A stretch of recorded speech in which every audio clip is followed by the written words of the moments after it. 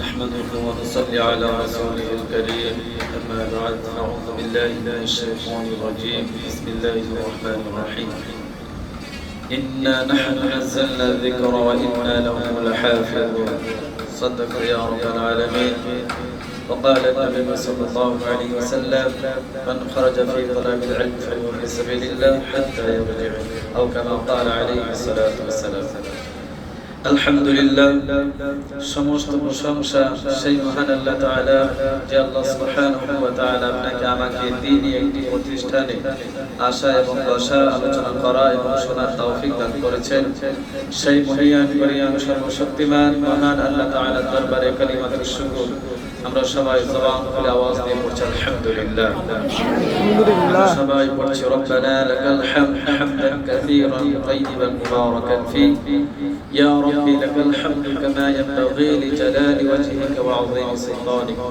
درود تسليم مرشد سيد المرسلين خاتم النبيين أشرف الأنبياء بالنبي جناب محمد رسول الله صلى الله عليه وسلم প্রতি আমরা সবাই দরুদ পড়ি আল্লাহুম্মা সাল্লি আলাইহি আল্লাহুম্মা বারিক আলাইহি সম্মানিত অভিভাবকবৃন্দ উপস্থিত আমার স্নেহের ছোট ছোট মাসুম তলাবা ইলম আমার ছোট্ট ভাইরা আপনাদের সকলের উদ্দেশ্যে বিশেষ করে গার্জিয়ানের উদ্দেশ্যে আমার দুইটি নসিহত দুইটি কথা রয়েছে লম্বা করব না অল্প সময়ের মধ্যেই মূল কথা দিয়ে আমি তুলে ধরার চেষ্টা করব ইনশাআল্লাহ আমরা যারা এখানে এসেছি আমাদের সন্তান এই মাদ্রাসায় পড়ালেখা করে তারতিলুল কোরআন ইন্টারন্যাশনাল মাদ্রাসায় পড়ালেখা করে গার্জিয়ান হিসেবে তার আপনার যে সফলতা আমরা দেখতে এসেছি তো তাদের সফলতা আমরা দেখতেছি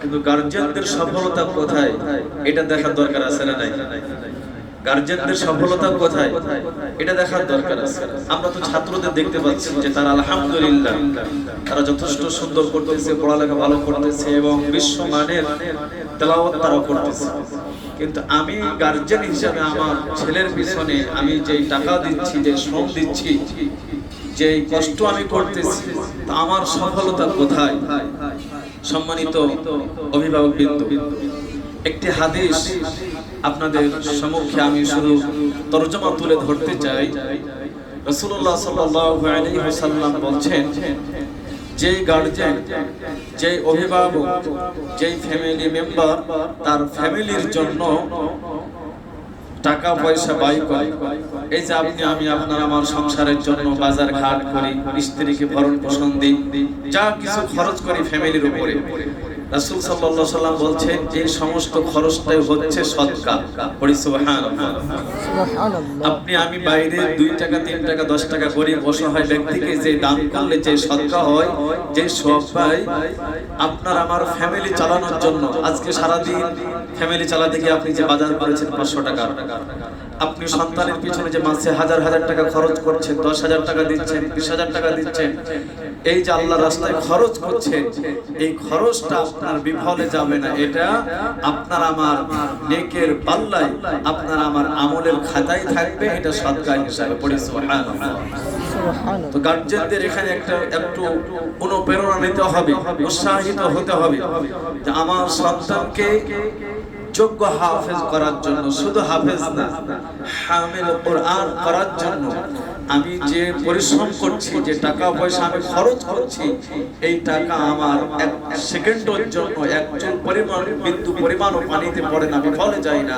আমার সব টাকাই আল্লাহর অ্যাকাউন্টে কি হচ্ছে জমা হচ্ছে সদকা হিসাবে জমা হচ্ছে তো আপনারা আপনাদের সন্তানদেরকে ইন্টারন্যাশনাল মাদ্রাসা পড়াতে গিয়ে যে মাসে আপনার 5,000 টাকা 6,000 7,000 যেভাবে যার যে শক্তি সামর্থ্য রয়েছে আপনারা খরচ করছেন এই খরচটা আপনারা আমার কোথায় আসছে আমলের খাতায় সদকা হিসাবে চলে আসছে তাহলে এই জায়গা থেকে আপনাদের কাছে আমি একটু প্রশ্ন করতে চাই তাহলে আপনারা এই জায়গা থেকে খুশি না নারাজ খুশি এই খুশিটা কি পরিমাণ হতে হবে আপনাদের সম্মুখে একটা শুধু উদাহরণ আমি তুলে ধরি এই খুশিটা আপনাকে আমাকে কোন পরিমাণ হলে আমার সফলতা আমাকে ধরা দেবে আমার সন্তান যেমন হাফেজ হয়ে হামিল কোরআন হয়ে তার সফলতা তাকে ধরা দেবে অনুরূপ ভাবে গার্জিয়ান হিসেবে আমি কতটুকু খুশি হলে আমার সফলতা আমাকে ধরা দিবে। তো মনে রাখবেন, আপনার সন্তানের পিছনে আপনি যে 5,000, 6,000, 10,000 খরচ করছেন মাসে, কত কষ্ট করতেছেন, রক্তকে আপনি ঘাম বানিয়ে দিচ্ছেন, রক্ত ঘাম হয়ে যাচ্ছে, পানির মতো হয়ে আপনার শরীর থেকে ঝরে যাচ্ছে। এই রক্তটা আপনার যে আল্লাহ রাস্তায় খরচ করছেন, এটা আল্লাহ রাসূল সাল্লাল্লাহু আলাইহি সাল্লামের ভাষা অনুযায়ী আপনার যে সন্তান ইলমে দ্বীন শিক্ষা করতে এসেছে, মান খরাজা ফি সাবিলিল্লাহ, সে যে ইলমে দ্বীন শিক্ষা করতে বের হয়ে যায় সে আল্লাহর রাস্তার মধ্যেই থাকে। আল্লাহ রাসূল সাল্লাল্লাহু আলাইহি ওয়াসাল্লাম হাদিসের শেষ অংশে বলেন, হাত্তা ইয়ারজি, যতক্ষণ পর্যন্ত সে প্রত্যাবর্তন না করে, যতক্ষণ পর্যন্ত সে ফিরে না আসে, ততক্ষণ পর্যন্ত আল্লাহর রাস্তায় থাকে। আপনিও যতক্ষণ আপনার সন্তানের পিছনে টাকা আপনি খরচ করছেন, একমাত্র আল্লাহকে রাজি খুশি করার জন্যই, আপনার সন্তানকে হামিল কোরআন করার জন্য, আপনিও অনুরূপ আল্লাহর রাস্তার উপরেই আছেন। এটা খুশির সংবাদ না? কথা বলি, খুশির সংবাদ না? তাই আমার সন্তানদের পিছনে, আপনাদের সন্তানদের পিছনে যে টাকা খরচ করছেন, এই জায়গাতে কারো কি সমস্যা হয়, কষ্ট হয়, মনের মধ্যে কষ্ট হয়? আমার বড় ভাই আব্দুল আলিম ভাই বলেছেন যে দেখেন, আমাদের শুধু চাঁপাইনবাবগঞ্জ না, সারা বাংলাদেশে অসংখ্য অগণিত হেফজখানা রয়েছে। আর এই হেফজখানাটা কিভাবে আসবে, আসার অনেকগুলি ইতিহাসও আছে। তো মূল কথাটি আমি তুলে ধরি। আল্লাহ সুবহানাহু ওয়া তাআলা বলছেন, ইন্না নাহনু নাযালনা যিকরা ওয়া ইন্না লাহু লাহাফিজুন, নিশ্চয় আমি এই কোরআনকে নাযিল করেছি, এই কোরআনকে সংরক্ষণ করার দায়িত্ব আমি আল্লাহ। কোরআন, দুনিয়ার সমস্ত মানুষ পৃষ্ঠাওয়ালা যে কোরআন রয়েছে, এটাকে যদি পুড়িয়ে ফেলে দেয়, আপনার যত লাইব্রেরি আছে সমস্ত লাইব্রেরিকে পুড়িয়ে ফেলে দেয়, এবং কোরআনের যেটা কারখানা, যেখানে কোরআন তৈরি করা হয়, পৃষ্ঠার যে কোরআন, সেখানেও যদি আপনার আগুন দিয়ে সমস্ত সবকিছু পুড়িয়ে দেওয়া হয়, এরপরেও দুনিয়া থেকে কোরআনকে উৎখাত করা যাবে? কোরআনকে উঠা যাবে? কেন যাবে না? আল্লাহ পাক বলছেন, আমি এই কোরআনকে নাযিল করেছি, এই কোরআনকে সংরক্ষণ করার দায়িত্ব, হেফাজত করার দায়িত্ব আমি আল্লাহ নিজেই নিয়েছি।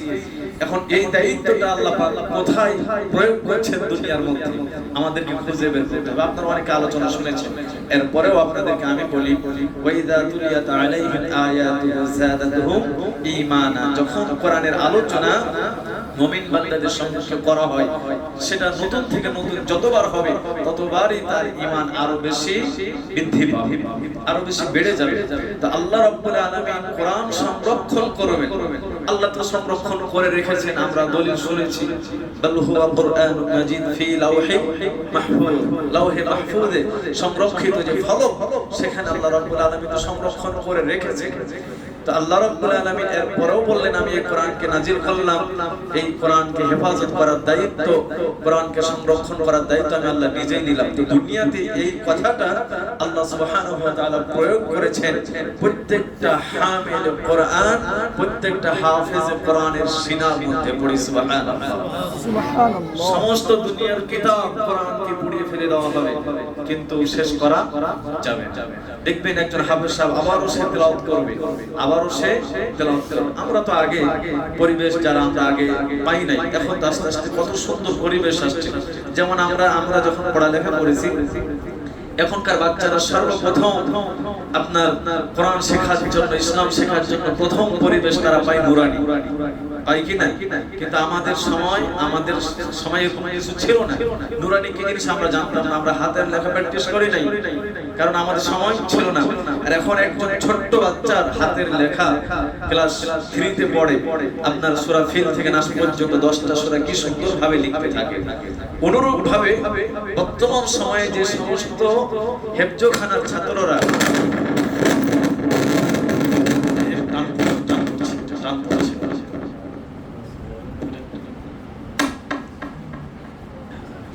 টান ধরেছিল, না টান ধরেছিল, আলহামদুলিল্লাহ বর্তমান সময়ে হেফজখানা ছাত্ররা যারা পরিবেশ পেয়েছে, শুরু থেকে নিজেকে তৈরি হতে হবে ইন্টারন্যাশনাল পর্যায়ে, আমাকে লড়তে হবে, এমন মন মানসিকতা নিয়েই তারা তৈরি হয়েছে। আর আমরা তো হেফ শেষ করার পরেও, শুনানি দেওয়ার পরেও, মনে করেন কিতাবখানা পড়ালেখা অর্ধেক শেষ করার পরেও এই বিষয়টা আমাদের মাথার মধ্যে আসে নাই, আমাদের শিক্ষকদের মাথার মধ্যে আসে নাই যে আমাদেরকে কোরআন দিয়ে বিশ্ব জয় করতে হবে, কোরআনের আপনার দাওয়াত সারা বিশ্বে ছড়িয়ে দিতে হবে, এমন ভাবে আমরা ভাবতাম না। তো বর্তমান সময়ের এই ছোট ছোট মাসুম বাচ্চারা, আমি দেখি তারতিলুল কোরআন ইন্টারন্যাশনাল মাদ্রাসা আপনার যেই কোরআন তেলাওয়াত করে, ছাত্ররা তেলাওয়াত করে, মাসও করে, আমি সব কিছু ফেসবুকে দেখি, তাদের পেজে আমি দেখি, ইউটিউবে দেখি, তো দেখে তখন মনটা ভরে যায়। মনটা ভরে ওঠার কয়েকটি অর্থ। এক নাম্বার হচ্ছে যে যিনি এই মাদ্রাসার পরিচালক হাফেজ কারি মাওলানা আব্দুল আহাদ সাহেব হাফিজাহুল্লাহ, তো তিনি আমার বন্ধুবর, আমার স্নেহের, আমরা সিনিয়র, তারা জুনিয়র আমাদের পিঠালিতলা মাদ্রাসা। তো তার মাধ্যমে আপনাদের আমাদের আমরা যদি মনে করি যে এই ইসরায়েল মোড়ে মনে হয় একটু ভালো পরিবেশ বা ভালো পড়ালেখার মান হয়েছে, এতটুকু মনে হয় আমরা মনে করে কৃতজ্ঞতা আদায় করি, কিন্তু না, এতটুকুর মধ্যে এই অল্পর মধ্যে সীমাবদ্ধ নাই, সীমাবদ্ধতা নাই। এখন এটা বিশালতা, এটা প্রশস্ততা এত উপরে গেছে, আপনারা সকলেই শুনেছেন ১,৫০০ সারা বাংলাদেশের মধ্য থেকে, ছাত্রদের মধ্য থেকে ইন্টারন্যাশনাল পর্যায়ে জাতীয় পুরস্কার ছিনিয়ে আনা, জাতীয় জায়গায় লড়াই করা, জাতীয় জায়গায় আপনার প্রতিযোগিতায় অংশগ্রহণ করা, এটা ছোট কোনো বিষয় না, এটা ছোট কোনো বিষয় না, এটা অনেক বড় বিষয়। তো এই জায়গা থেকে তারা, এই মাদ্রাসার ছাত্ররা মনে করেন তারা পুরস্কার এনেছে। তো এটা তাদের যেমন সফলতা, তার চাইতে বড় সফলতা হচ্ছে তার ওস্তাদের, তার গার্জেনের, ঠিক কিনা? একজন ছাত্র যে সফলতা অর্জন করেছে, সে যেমন তার যেমন ভালো লাগা কাজ করে, তার ভালো লাগার জায়গা থেকে সবচেয়ে বড় বেশি ভালো লাগা কাজ করে তার ওস্তাদের, তার ওস্তাদের জায়গা থেকে তার গার্জেনেরও ভালো লাগা কাজ করে। তো সম্মানিত অভিভাবক বিন্দু, আপনাদেরকে অবশ্যই এই জায়গা থেকে আপনাদের সন্তানদেরকে মানুষ করতে হবে। আপনাদের কিছু দায়িত্ব আছে, সেই দায়িত্ব আপনি টাকা দিয়ে দিলেন আর শেষ করে দিলেন, এমনটা করা যাবে না। আমি এক নম্বরে বলেছি টাকার কথা, যে আপনারা যে টাকাটা, যে পয়সা খরচ করেন, আপনি বেশি থেকে বেশি খরচ করার চেষ্টা করবেন। কোনো সময় আমি মনে করি বর্তমান সময়ে যাদের আল্লাহ পাক আর্থিক সম্পদ দিয়েছেন, এখন বলবেন হুজুর যারা গরিব অসহায়, এরা পড়ালেখা করবে কোথায়, এরা পড়ালেখা করবে কোথায়, তারা তো টাকা দিতে পারে না। আলহামদুলিল্লাহ আমাদের বাংলাদেশে এখন এই পরিবেশ আস্তে আস্তে হয়ে উঠতেছে, যারা টাকা পয়সা দিয়ে পড়ার মতো শক্তি সামর্থ্য রাখে না, তারা যে কোনো একজন মানসম্মত একটা মাদ্রাসায় থেকে পড়ালেখা করতে পারবে, এমন মাদ্রাসাও তৈরি হচ্ছে। তবে আমি গত জুমাতে আমার বয়ানে বলেছিলাম, বর্তমান সময়ে সারা বাংলাদেশে কিছু আমাদের মতে, আমি নিজেকে ছোট করে বলতেছি, আমার মত, আমি সহ আমরা যারা আজকে মাদ্রাসা করার জন্য, মসজিদ করার জন্য রাস্তাঘাটে মাইক নিয়ে বসে ভিক্ষা বৃত্তি করে, আমি সেই সমস্ত ভাইদেরকে পরামর্শ দিই এবং অনেককে আমি ফোন দিয়ে বলেছি, ভাই আপনার মাদ্রাসা আপনি উঠায় দেন, আপনার মাদ্রাসা লাগবে না। কথা বলে ঠিক কিনা? আপনার এমন ভিক করে মাদ্রাসা করা, ভিক্ষা করে মাদ্রাসা লাগবে না। আপনার মাদ্রাসা পর্যাপ্ত আছে। যারা গরিব হবে, গরিবদের যারা মিসকিন হবে, এতিম হবে, তাদের যে ফজিলত, সেই ফজিলত তো মুসলমানেরা বুঝে, ওলামায়ে কেরাম বয়ান করে, তাদের জন্য একটা প্রতিষ্ঠান থাকবে। মনে করেন একটা ইউনিয়ন একটা থাকবে, দুইটা থাকবে, সেই জায়গায় যে তারা মাদ্রাসা করবে। আপনি যদি প্রাইভেট ভাবে মাদ্রাসা করতে চান, ব্যক্তিগত ভাবে মাদ্রাসা করতে চান, রাস্তায় মাইক নিয়ে ভিক্ষা করা, মসজিদ ভিক্ষা করে এভাবে করা, এমন করা যাবে না। আমাদের সকলের মানুষ এমন তৈরি হতে হবে যে আমি যে টাকা উপার্জন করি, অনেক কথা চলে আসতেছে, আমি কোরআনের আয়াত তেলাওয়াত করার সময় পাচ্ছি না। সূরা বাকারার মধ্যে বিস্তারিত আলোচনা দানের ব্যাপারে, বিস্তারিত আলোচনা এসেছে। আল্লাহ রাব্বুল আলামিন এক জায়গায় বলছেন যে হে ঈমানদারগণ, তোমরা যেটা নিজ হাতে উপার্জন করো জমিন থেকে, আমি যেটা তোমাদের জন্য উৎপাদন করে দিই, সেখান থেকে পবিত্র যেটা, হালাল যেটা, শিরো এক নাম্বার যেটা, সেটা আমি আল্লাহর রাস্তায় খরচ করব। ওয়ালা তায়াম্মামুল খাবিসা মিনহু তুনফিকুন ওয়ালাস্তুম বিআখিরিহি ইল্লা আন তুগমিদু ফি। আল্লাহ পাক বলছেন খারাপটা দেওয়ার ব্যাপারে মনস্থ করো না, খারাপটা তো তোমরা চক্ষু বন্ধ করা ছাড়া নিজেরাই নেবে না। তো তুমি খারাপটা দিবে, এটা দেওয়ার মনস্থ করবা কেন? তো আপনাদেরকে আমি শুধুমাত্র নসিহতমূলক একটু আপনাদের সাথে আমি কথাটা শেয়ার করতেছি যে আপনারা যে টাকাটা খরচ করছেন এটাকে কৃপণতার সাথে করবেন না, বরং এটাকে আরো মনটাকে প্রশস্ত করে দিবেন যে আমি যে টাকাটা খরচ করতেছি আমি নিজে হাতে উপার্জন করেছি, আমি আল্লাহর রাস্তায় খরচ করছি, আমার সন্তানকে হামিল কোরআন বানানোর জন্য খরচ করছি, সেটা 5-এর জায়গায় আমার 6 যদি লাগে আমি করব। ওস্তাদকে না বলা যে হুজুর একটু কমায় দিলে ভালো। যদি আপনি এটা করেন, বর্তমান সময়ে এমন করতে করতে আমাদের ওই ভিক্ষার জায়গাতে অনেক হুজুর গেছে, কথা বলে ঠিক কিনা? এমন করতে করতে ভিক্ষার জায়গাতে আমাদের হুজুররা ওখান পর্যন্ত গেছে। আমি যদি আমার সন্তানকে আমি পড়ালেখা করাবো আমার টাকা দিয়ে, টাকা লাগবে 3000, আমি চেষ্টা করবো যে তার পেছনে আরো 500 আমি বেশি দিয়ে দিই। তো এই মন মানসিকতা আপনাদের তৈরি হওয়ার দরকার আছে না নাই? আমাদের থাকবে তো সবার ইনশাআল্লাহ, থাকবে তো ইনশাআল্লাহ। হ্যাঁ, ব্যক্তিগতভাবে কারো কোনো সমস্যা থাকলে অবশ্যই ওস্তাদ এবং মাদ্রাসার পরিচালক সেটা দেখবেন ইনশাআল্লাহ। 2 নাম্বার, মাদ্রাসা আপনার ছাত্রকে গার্জিয়ান হিসেবে আপনার দায়িত্ব হচ্ছে আপনার সন্তানকে হামিল কোরআন বানানোর জন্য, হামিল কোরআন বানানোর জন্য, প্রকৃতপক্ষে কোরআনের সৈনিক বানানোর জন্য আপনাকে ত্যাগ স্বীকার করতে হবে। 2 নাম্বার, আমার সন্তানকে আমি মাদ্রাসায় দিয়ে গেলাম, আমার সন্তানকে যখন মাদ্রাসার পরিচালক মাদ্রাসার ওস্তাদ আমাকে আবার জমা দিবে সেই সময় আমি নিব, তার আগে আমি দিব না। আপনার বিয়ে শাদী বিভিন্ন ভাবে অনেক অনুষ্ঠান আসবে আপনার বাড়িতে, আপনি যদি এখানে তার প্রতি স্বজন প্রীতি দেখান বা আপনি মহব্বত দেখান, ভালোবাসা দেখান যে আমার সন্তান আমার একটা ভাইয়ের বিয়েতে নিয়ে আসি, আপনি যখন ওস্তাদের কাছে আসেন হয়তো আপনার সাথে মহব্বত আছে, ওস্তাদ ফেলতে পারবেন তখন আপনাকে দিয়ে দিবে ছাত্র। কিন্তু ওই যে বাড়িতে গেল, যাওয়ার পরে তার পড়ালেখার ক্ষতি এত পরিমাণ বেশি হয় আপনি নিজেও সেটা টের পাবেন না। এজন্য আপনাদের সন্তানকে কোরআনের হাফেজ বানানোর জন্য এই মাদ্রাসায় যারা দিয়েছেন, ওস্তাদ যখন মাদ্রাসা থেকে পাঠাবে তখন আপনি গ্রহণ করবেন, যখন ছুটি দিবে তখন গ্রহণ করবেন। তাছাড়া আমি নিব এমন কথা আর বলবেন, এমন কথা আর বলবেন না। 2 নাম্বার দায়িত্ব। 3 নাম্বার, আপনাদের দায়িত্ব হচ্ছে যে আপনার সন্তানকে হামিল কোরআন বানানোর জন্য ওস্তাদেরা অনেক একটু চেষ্টা করে আদর দিয়ে, মহব্বত দিয়ে, ভালোবাসা দিয়ে তাকে তৈরি করতে। কিন্তু অনেক সময় যখন পড়ালেখার একটু ঘাটতি পড়ে, পড়ালেখা করতে চায় না, শয়তানে তাকে যখন ওসওয়াসা দেয়, ওস্তাদ একটু তাকে বকাঝকা করে বা তাকে একটু শাসনের আপনার যেটা একটা নিয়ম আছে সেই নিয়ম যখন প্রয়োগ করে, অনেক গার্জিয়ান তখন ছাত্রের উপরে মানে মায়া করে, নিজের সন্তানের উপরে মায়া করে ওস্তাদের উপরে হামলা মামলা পর্যন্ত করে। যেই গার্জিয়ান একজন সন্তানকে কেন্দ্র করে নিজের সন্তানকে আমার মেরেছে বা বকা দিয়েছে এই উদ্দেশ্যে যদি ওস্তাদের উপরে চুল পরিমাণ কটু কথা বলে থাকে, আল্লাহু আল্লাহ কসম করে বলতে পারি এটা মিথ্যা হবে না, সেই সন্তান আর জীবনে কোনোদিন মানুষ হবে না। ও টেনে টুনে কোনো রকম কিছু হতে পারে কিন্তু মানুষের মতো মানুষ হবে না। ওস্তাদদের প্রতি যেমন ছাত্রর সম্মান থাকবে, আপনার অনুরূপ ভাবে গার্জিয়ানের পক্ষ থেকে ওস্তাদের প্রতি মহব্বত ভালোবাসা থাকবে। ছাত্র যেমন গার্জিয়ান মানে ওস্তাদকে মানে, গার্জিয়ানও ওস্তাদকে মানতে হবে, গার্জিয়ানও ওস্তাদকে মানতে হবে। আপনি আসলেন, আসার পরে হুট করে আপনি ক্লাসরুমে ঢুকে গেলেন, এমন করা যাবে না। ওয়েটিং রুম থাকবে, আপনি সেখানে অপেক্ষা করবেন, নিয়ম মতো মানে পদ্ধতি মেনে আপনি তখন সাক্ষাৎ করবেন। এগুলো যদিও করা হচ্ছে, এগুলো যদিও আমাদের কাছে একটু কষ্ট হচ্ছে, কিন্তু কষ্টটা হচ্ছে কার জন্য? একটু কথা বলি, কার জন্য? আল্লাহ। মান আহাব্বা লিল্লাহ, আমরা মহব্বত করব, ভালোবাসবো একমাত্র কার জন্য? আল্লাহর জন্য।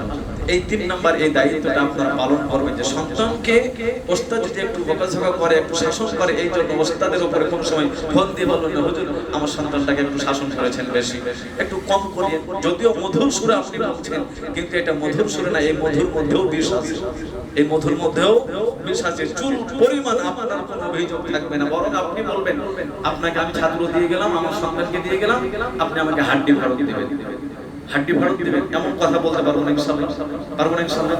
যদিও এখন আর হেফজখানায় ওই সেরকম শাসন নাই, সেরকম মাইন নাই, কারণ এখন আদর্শ হেফজখানার নিয়মগুলো হচ্ছে ছাত্রদেরকে মহব্বত দিয়ে, ভালোবাসা দিয়ে, তাদেরকে বিনোদন দিয়ে কিভাবে হাফেজ কোরআন করা যায়, হামিল কোরআন করা যায়, তাদেরকে আদর্শ ছাত্র করা যায়। এখন এটাই আপনার ওস্তাদদেরকে আগে ট্রেনিং দেওয়া হচ্ছে। তো এই দায়িত্ব হচ্ছে গার্জেনের, এই দায়িত্ব হচ্ছে গার্জেনের। সর্বশেষ আপনাদের কাছে আমি বলবো যে এই মাদ্রাসার জন্য গার্জেন হিসেবে আপনার দায়িত্ব হচ্ছে তাফসীরুল কোরআন মাদ্রাসার জন্য আপনার দোয়া করা। আপনি যখন মাদ্রাসার জন্য কল্যাণের দোয়া করতে পারবেন, এই মাদ্রাসা থেকে বরকতান আপনার সন্তান তখন মানুষ হতে পারবে। তখন কি হতে পারবে? মানুষ হতে পারবে। তো ইনশাআল্লাহ আপনারা এই কয়েকটি নিয়মকে যদি ফলো করতে পারেন, মানতে পারেন, আমি আশাবাদী আপনার সন্তান পরিপূর্ণ হাফেজ কোরআন হবে। শুধু হাফেজ কোরআন না, হামিল কোরআন হবে। আমি আগেই বললাম যে আমি ইউটিউব ফেসবুকে যখন দেখি আমার মনটা ভরে যায়। ছাত্র অনেক, শিক্ষক অনেক, কিন্তু আমলওয়ালা আপনার আদর্শবান শিক্ষক খুবই কম। আমি প্রতিদিন দেখি যে এখানে শুক্রবারের দিন সূরা কাহাফের আমল হয়, সূরা কাহাফ তেলাওয়াত করা হয়, বাকিরা শুনে। কি শুনে না? শুনে। আপনারাও দেখেছেন তো সূরা কাহাফের ফজিলত আপনারা জানেন তো সবাই। এক শুক্রবার থেকে আরেক শুক্রবারের ফজিলত আপনারা জানেন না? এখানে সূরা কাহাফের আমল হয় এবং আমি যতটুকু শুনেছি, আমি যতটুকু জানি, আমি যতটুকু মানে তথ্য নিই, আমার কাছে যতটুকু তথ্য আছে, এই মাদ্রাসার প্রত্যেকটা ছাত্র আপনার তাহাজ্জুদের নামাজে দাঁড়ায়, তাহাজ্জুদের নামাজে দাঁড়ায়। কথাটা কি মিথ্যা না সত্য? সত্য। তারা তাহাজ্জুদের নামাজে দাঁড়ার পরে আল্লাহর কাছে দুই চোখের পানি ছেড়ে দিয়ে নিজের কল্যাণ, পিতামাতার কল্যাণ, মাদ্রাসার কল্যাণ তারা বিভিন্নভাবে দোয়া করে। তো অনুরূপ আপনিও তাহাজ্জুদের নামাজ পড়ে এই তারতিলুল ইন্টারন্যাশনাল মাদ্রাসার জন্য দোয়া করবেন। আল্লাহ আমার সন্তানকে সেই মাদ্রাসায় দিয়ে, সেই মাদ্রাসার যা কিছু প্রয়োজন, দুনিয়ার মানুষের কোনো শক্তি নেই, আপনি দিয়ে দেন। আল্লাহ সেই মাদ্রাসার কল্যাণ আমি আপনি স্বয়ং নিজেই হয়ে যান। এভাবে করে দোয়া করবেন, আপনার সন্তানের জন্য দোয়া করবেন। আর আপনার সন্তানকে যতটা মহব্বত করবেন, ভালোবাসবেন, তার চাইতে বেশি একমাত্র আল্লাহকে রাজি খুশি করার জন্য ওস্তাদকে ভালোবাসবেন, ওস্তাদের কথা ফলো করে চলবেন। তাহলে আপনার সন্তান হামিল কোরআন হতে পারবে। এই শব্দটা আমি ব্যবহার করছি, হামিল কোরআন কাকে বলে? হেফজ করে নেওয়া, মুখস্থ করে নেওয়া, এটা খুবই সহজ। এটা খুবই সহজ। বলুন হুজুর এটা তো আমাদের কাছে কঠিন, কিন্তু না, যারা মুখস্থ করে ফেলে তাদের কাছে সহজ হয়ে যায়। কিন্তু হামিল কোরআন হওয়া খুবই কঠিন, খুবই কঠিন। কেন কঠিন? হাফেজ হওয়ার পরে হামিল কোরআন সেই বান্দাকে বলা হয়, সেই ব্যক্তিকে বলা হয় কোরআনুল কারীমের বিসমিল্লাহির রহমানির রহিম থেকে মিনাল জিন্নাতি ওয়ান নাস পর্যন্ত যত আদেশ নিষেধ আছে সমস্ত সব কিছু মেনে চলবে। যখন হাফেজ হওয়ার পরে তখন তাকে বলা হবে হামিল কোরআন। আর হামিল কোরআন হওয়ার জন্য, করার জন্যই এই মাদ্রাসা থেকে নির্দেশ দেওয়া হয়, আদেশ করা হয়, ছাত্রদেরকে শিক্ষা দেওয়া হয়। এই জন্য আপনারা আপনাদের সন্তানদেরকে হামিল করার জন্য আপনারা গার্জেন হিসেবে আপনাদের দায়িত্ব পালন করবেন। আমি এতটুকু আপনাদের কাছে আশাবাদী। এতক্ষণ পর্যন্ত কথা বললাম, সংক্ষিপ্ত সময় কথা আপনাদের উদ্দেশ্য একটু বলেছি। ভুল হয়ে থাকলে দয়া করে ক্ষমা করবেন আর আমার জন্য দোয়া করবেন, বিশেষ করে মাদ্রাসার জন্য দোয়া করবেন। আমি আরেকবার আপনাদের সামনে উচ্চারণ করি, আরো একবার বলি যে এই মাদ্রাসার সফলতা আপনারা সকলেই জানেন যে আমাদের শুধু শিবগঞ্জ চাঁপাইনবাবগঞ্জের মধ্যে সীমাবদ্ধ নাই, সারা বাংলাদেশের মধ্যে এটার প্রশস্ততা ঘটেছে। এবং আল্লাহ তাআলার কাছে আরো দোয়া করি, মন থেকে দোয়া করি, আপনি প্রত্যেক ব্যক্তিগত আমার একটা মাদ্রাসা আছে, এই জন্য যে আমি মাদ্রাসার জন্য দোয়া করব না। এই কাজ যারা করে, যে আলেম করে, যে হাফেজ করে, ওর মতো বড় বখিল, ওর চাইতে বড় বেয়াদব আর একটাও কেউ নাই। আমি যেমন আমার মাদ্রাসার জন্য দোয়া করব, পাশের মাদ্রাসার জন্য আমি আরো আমার মন খুলে দোয়া করব। আল্লাহ পাক প্রত্যেকটা মাদ্রাসাকে দ্বীনি মারকাজ হিসেবে যেন কবুল করেন, আমিন। বিশেষ করে এই মাদ্রাসার প্রশস্ততা ইন্টারন্যাশনাল পর্যায়ে আপনার সারা বাংলায় ছড়িয়ে পড়েছে। আশা আল্লাহর কাছে দোয়া করি আব্দুল হক সাহেবের পরিচিতি যেমন আল্লাহ পাক দান করেছেন, আমার প্রিয় বন্ধুবর, আমার স্নেহের হাফেজ কারি আব্দুল আহাদ হাফিজাহুল্লাহকেও আল্লাহ পাক সারা বিশ্বব্যাপী যেন বিশ্ববাসীর কাছে আল্লাহ পাক যেন কোরআনের মিশন নিয়ে, কোরআনের দাওয়াত নিয়ে আল্লাহ পাক যেন পরিচয় করে দেন, পড়ে আমিন। আল্লাহ পাক তার খেদমতকে যেন ইসলামের জন্যই কবুল করেন, পড়ে আমিন। আর আপনাদের সন্তানেরা তো পড়ালেখা করে ইন্টারন্যাশনাল পর্যায়ে এবং তাদের পড়ালেখার মান দিয়ে তারা তো বিশ্ব জয় করে এনেছে। যে ১,৫০০ সারা বাংলাদেশ ১,৫০০-এর মধ্যে তারা আপনার এই যে পুরস্কার ছিনিয়ে এনেছে। আল্লাহর কাছে দোয়া করি এমন পুরস্কার আগামীতে একটা নয়, দুইটা না, হাজার হাজার আসবে ইনশাআল্লাহ। এবং এই ইন্টারন্যাশনাল আপনার তারতিলুল কোরআন ইন্টারন্যাশনাল মাদ্রাসা থেকে মানে আপনার এমটিভি, তারপরে চ্যানেল 24 সহ যত চ্যানেলগুলোতে আপনার কোরআনের প্রতিযোগিতা হয়, প্রত্যেকটা জায়গায় আল্লাহ পাক তাদেরকে কবুল করবে। তার কারণ আমি এতটুকু আশাবাদী কবুল করবেন কেন? তাদের পড়ালেখার মান ভালো, পড়ালেখার মান কি ভালো। আল্লাহ পাক এই ভালো থেকে আরো যেন ভালাই দান করেন। আমরা সবাই মুহাব্বতের সাথে পড়ি আমিন। আল্লাহ পাক সকলকে মানে অভিভাবকবৃন্দ এবং ছাত্রদেরকে এবং উস্তাদদেরকে, মাদ্রাসার হিতাকাঙ্ক্ষী শুভাকাঙ্ক্ষী যারা আছেন, আল্লাহ পাক সকলকেই কবুল করুন আমিন। ওয়া আলাইকুম আসসালাম।